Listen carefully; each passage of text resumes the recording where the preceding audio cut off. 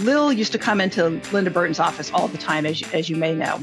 And she often said to others, when Linda's on the phone, you never know if she's talking to a family member, a friend, a client, or a candidate. Welcome back to Talent Hunters, powered by MRI Network, where each week we talk with the world's top talent strategists and executive recruiters. If you want to build talented teams that drive your company to big goals and big growth, then this podcast is for you. And now, let's join the conversation with today's episode of Talent Hunters. Ladies and gentlemen, I'm with Linda Miller Gerz, managing partner of MRI Lancaster, Pennsylvania, and I am proud to say that Linda has been in this organization almost as long as I have. Welcome, Linda. Thank you. How are you doing, Vince? Oh, doing very, very well. Look, Linda, nobody knows you as well as I do that's anywhere else outside of Pennsylvania, probably. So why don't you tell us a little bit about your background and really what led you to where you are today within the MRI network, please? Okay. So I'm originally from San Diego. That's where I was born and raised, and went to college there, majored in aerospace engineering, and then met a guy who was from here, York, Pennsylvania to be exact, and ended up moving back here because of marriage. And worked in administration and things like that for a couple of years. And then I met a guy by the name of Ken Alley. Do you know Ken Alley? Absolutely. Yeah.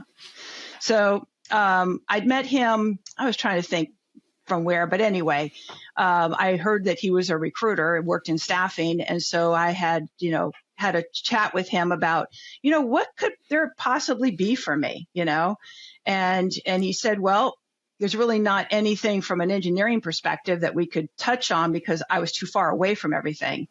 And he said, have you ever thought about being a recruiter? Because you have a very, extroverted personality. And I said, I don't even know what it is, let alone, be one. And so I ended up scheduling an interview with Ken Davis, who was the original owner of the Baltimore Timonium office, and drove down to Baltimore. I lived in York at the time, about 38 miles, and walked into that building. It's a 10-story building. They're still in it. And it was really strange when I walked in that lobby. It's like I knew I belonged. And I hadn't even interviewed yet. So I went through the whole interviewing process and ended up getting hired and worked with Ken Davis, for many years until he sold the business to his daughter, Linda. And actually, I worked in that office for 23 years. I was in that office for 23 years. I didn't realize that. Always a recruiter, specialized in high tech for a long time, and then ended up going into food and beverage manufacturing and sort of stayed with it. I guess more or less, and Vince, in this business, sometimes some of your industries that you specialize in can tank. And I had that happen so many times. I often said, I think it was the telecom world. I was in that pre-IPO stuff. And I said, not only did it just like clogged the toilet, you just couldn't get it unclogged. It was just, that was a kind of visual I gave people because it was so frustrating. And having to start over all the time, I was tired of it because I had done it 3 or 4 times. And so I said, you know what? I need to find something that is stable, that is always going to be there. And food and beverage, I enjoyed it. And so I thought I'm going to tap into that. And mentored a few people in that office, in that whole industry, and they're still there. Well, a couple of them are, a couple have left, but doing very well. They were quite gifted in the recruiting, but yeah, it was quite an adventure doing the recruiting, and then going back to 2005, my first husband died. It was a sudden death. And it was about 2.5 years later that I met Tom, which is where the Gerz name comes from. And we have been together almost 16 years. Yeah, 16 years, married for 14. So that's how I got to Lancaster. And actually, I live in Lidditz. And I was commuting 125 miles a day for several years, actually. And did that 5 days, sometimes 6 days a week, because sometimes I would go down on Saturdays and get some extra work done. and then really wanted more. My husband was a big push on that. He is the one that said, you have so much talent, you need to do something more with it. And then so I started going through a discovery process and found this office here in Lancaster and called Todd, who had just owned it for about a year. I think Chuck Smith was the original owner, and Todd bought it from him and went in and he said, "So what are you here for?" And I said, "Not to be a recruiter." And so, because I really wanted more of an infrastructure, and he is excellent when it comes to all the financials and the payroll and the admin stuff and well written, all that. Todd's been a real joy to work with, and we've been good partners together. And we've been partnered since December of 2012. My gosh. Yeah. And people say it doesn't work, right? They say that, but it's a really good mix between the two of us, and we get along very well. And we both manage all of our employees together. And there's certain things that he does and certain things that I do, and rely on each other for those gifts. Oh my gosh. Yeah. What a driven soul. I mean, 1988, hooking up with Ken. Yeah. And boy, what a gift that had to be. It really was. Ken Davis, Dick Forder, John LaMartina, and oh gosh, there was a guy they hired that was a trainer. I mean, it was a big office. They had sales consultants, a lot of people on that side.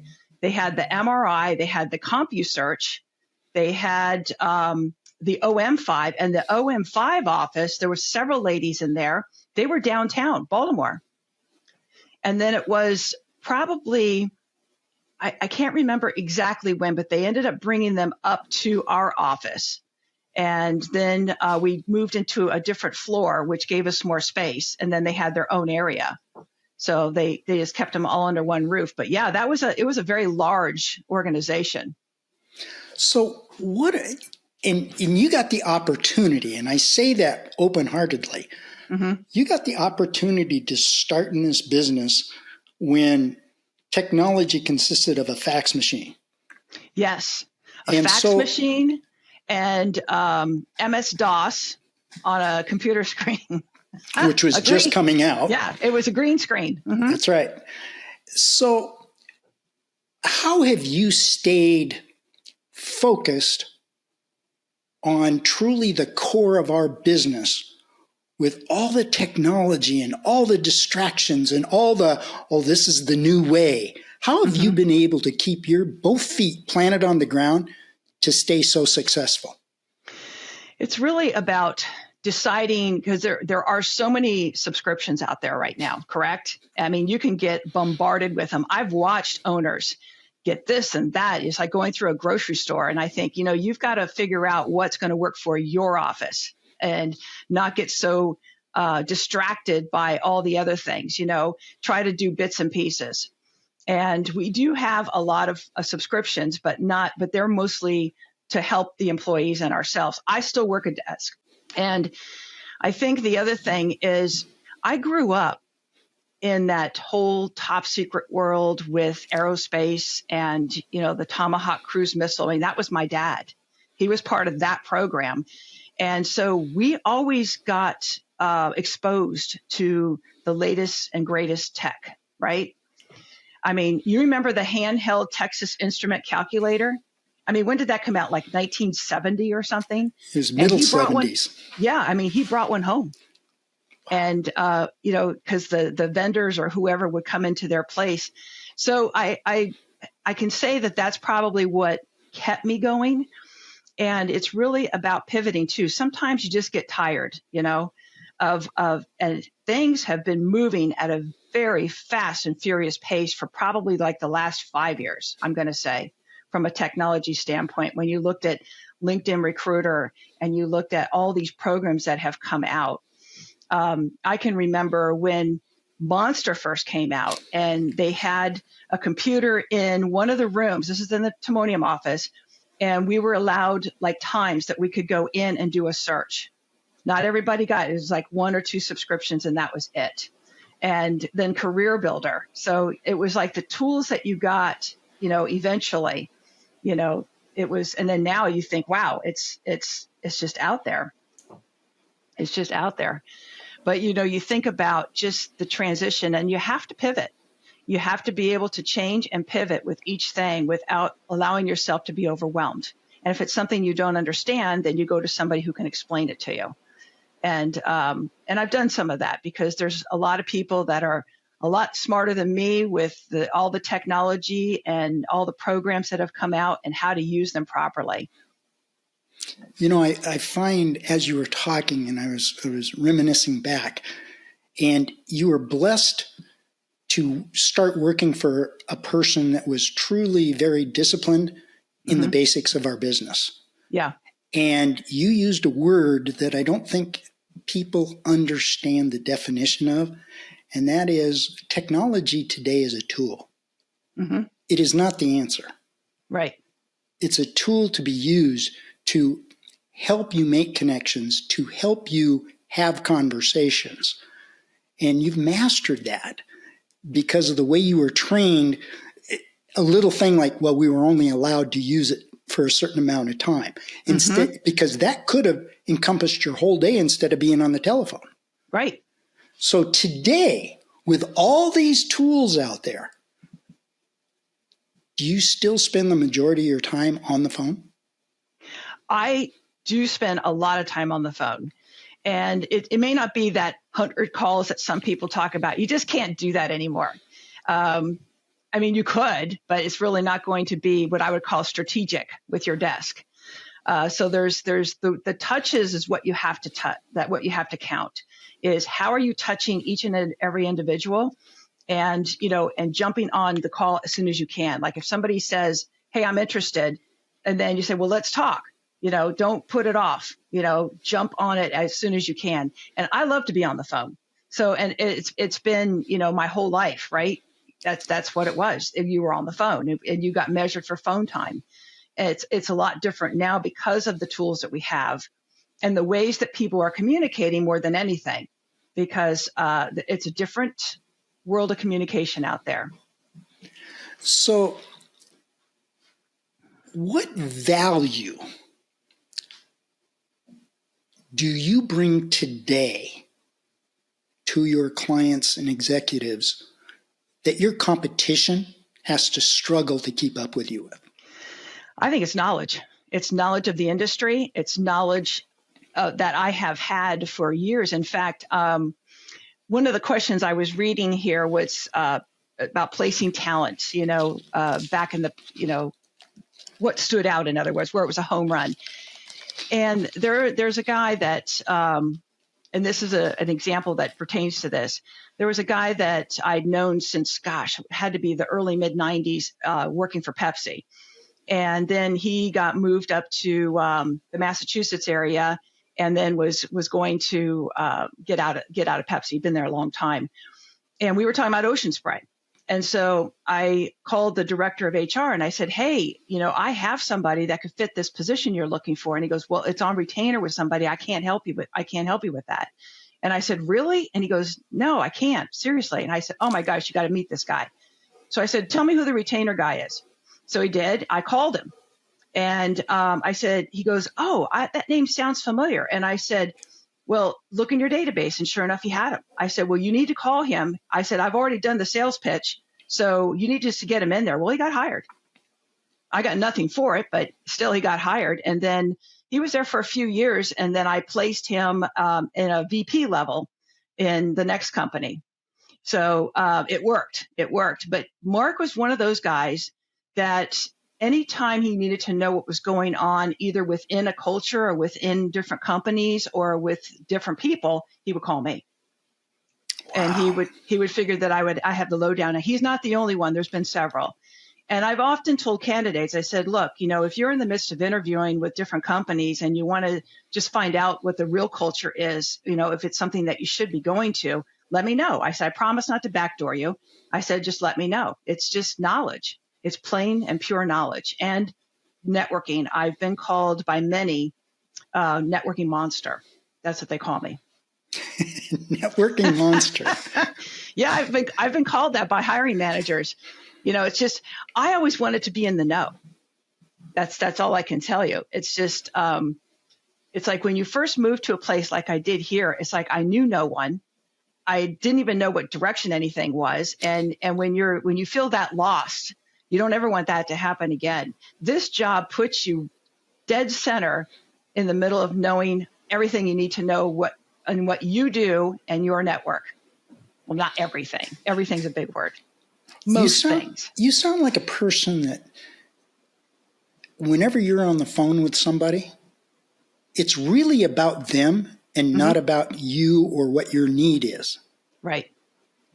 Where did you come up with that secret?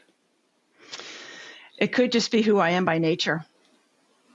I've always been a caregiver type individual, a giver, a servant person, serving others, a servant leader, mentoring as much as I can to help somebody get to be better in their next steps or in what they do.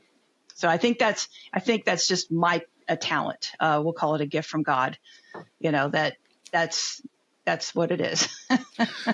So what is something deep down inside of you that you do or master to earn the trust of the people you're talking to? It's interesting you say that because I've had many often, and most of whom I'm dealing with are men in my world. I have a few women, but mostly it's men. And sometimes in the middle or towards the end of the conversation, they're like, I don't know why I just told you all that stuff. I think it's really about making them feel comfortable. And Lil Rushing probably said it the best. And you remember her, don't you? Mm-hmm. Yeah. Yep. So Lil used to come into Linda Burton's office all the time, as you may know. And she often said to others that she said when Linda, at the time Miller and Gerz, when Linda's on the phone, you never know if she's talking to a family member, a friend, a client, or a candidate. Because it all sounds the same, meaning in the relationship building and how you're treating that person and the respect that you're giving them. Do you ever find yourself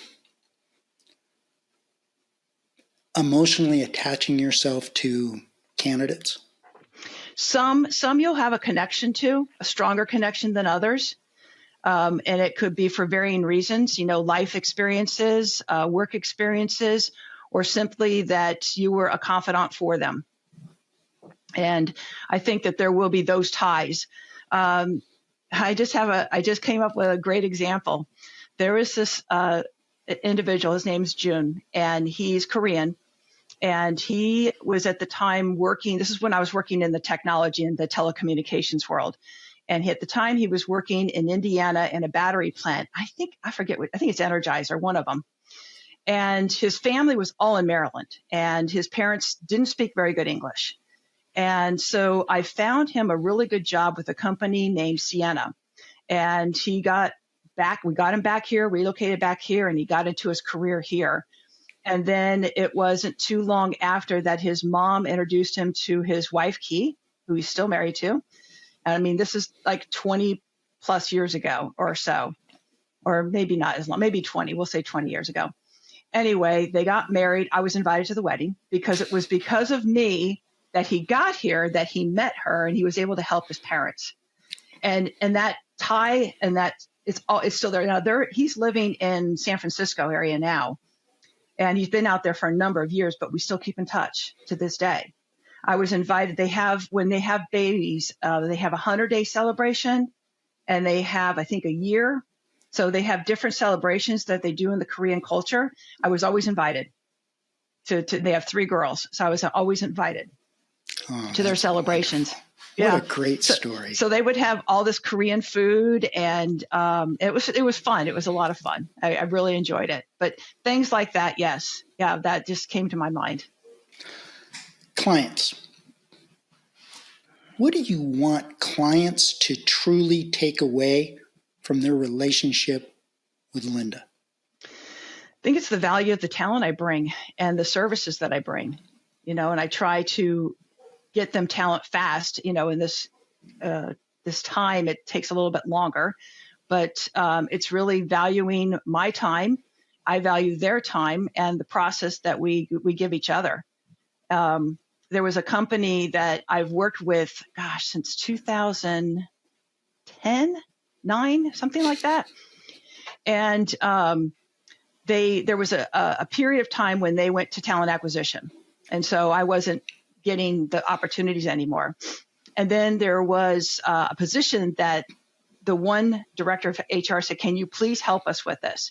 So I did, and I presented talent, and then the higher ups were in one of the plants, and they interviewed this person, and they said, where did he come from? And they said, Linda Gerz. And they're like, oh, finally somebody who knows what talent is. So it was, and then I got brought back into the fold again. I love that. So yeah, I think it's respect. Sometimes I just had this happen last year. One of my companies that I had recruited for since 2005. And all of a sudden they brought in a TA team. And there was 2 or 3 ladies that were brought into this TA team, a manager and 2, and they just sort of kicked me to the curb. I mean, they really never gave me, quote unquote, an explanation, say, hey, Linda, here's going to be the new game plan. They never did that. They just ignored me. And I thought, wow, now talk about disrespect. And yeah, I just think that is just bad stuff right there. You bring up a great point, and it's something that I've preached for years, and that is, I'm not in this business to be liked. Right. I'm in this business to earn respect. And the key there is to earn it. And bring results. Exactly. And there's going to be people that never will understand who you are or what you're all about, like these TAs that kicked you to the curb. I mean, they're being paid $1 to go cut expenses and do their thing. It's okay. I want to be where what I can provide is a priority. And it sounds like you're in that same boat. Yeah, and it's interesting. So even though I've been in this business 35 years, which says something, but I'm going to be doing some new business development on companies that I've never worked with before. And so we're going to see how that goes because, I'll be a rookie in their eyes, I've done what you're going to do. And I'll tell you what you bring to the party that don't ever lose sight of. And that is, you've got the core of how to succeed at what you say you're going to do. Nobody else can bring that to them. Right. And that's magical because I've specialized for nearly 40 years in the electronic connector industry. Oh, that's right. You did. Yeah. And I've placed people in cheese manufacturing. I've got a company chasing me right now that does plastic molding, and they want me to help them there. I mean, I've done hospitality. Just when people have come to work for us and left after how many years or whatever, I've taken over their searches and stuff.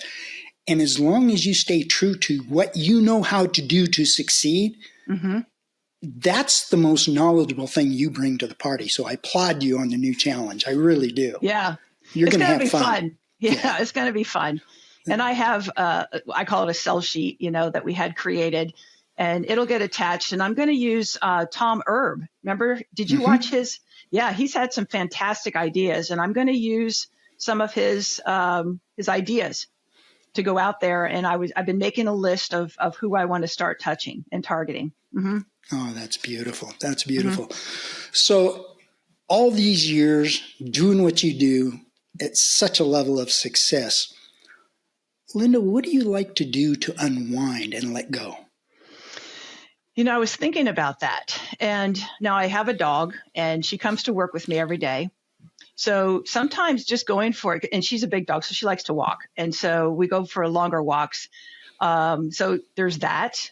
And then I also just like to hang out with my husband and watch TV or just, chat it up and, what's been happening.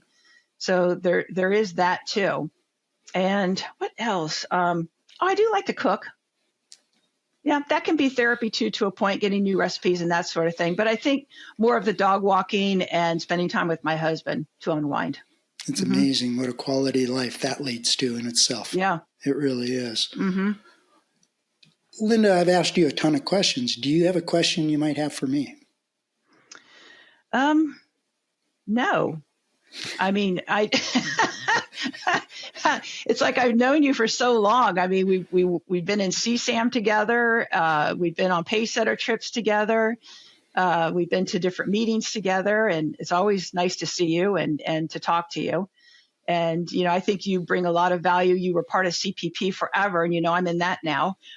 But you have always brought a lot of value. So it's more of a statement, more so than a question. You've always brought a lot of value to MRI. You've brought the enthusiasm. You've mentored a lot of folks and new owners and AEs. And you've just brought a lot of value to MRI. And I'm glad you're still here.